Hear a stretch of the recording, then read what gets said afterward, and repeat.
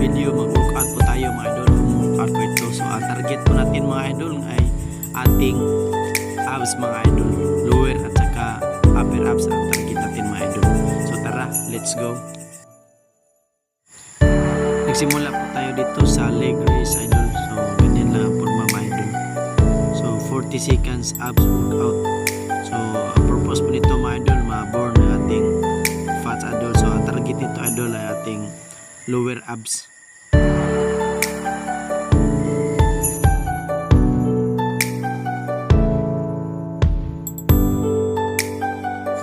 So pahinga tayo ng 10 seconds mga idol para may lakas tayo sa sunod na workout.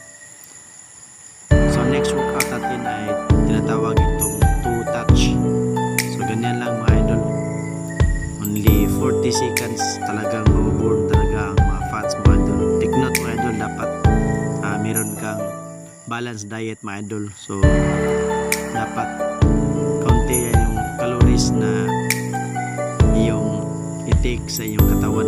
Bawasan nyo ang pagkain na may calories gaya ng rice, tinapay.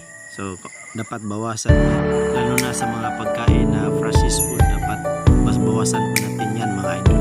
At para mabilis maburn yung ating belly fat ng ating katawan, dapat minom tayo ng calamansi juice sa umaga. Yun lang po. Bye bye.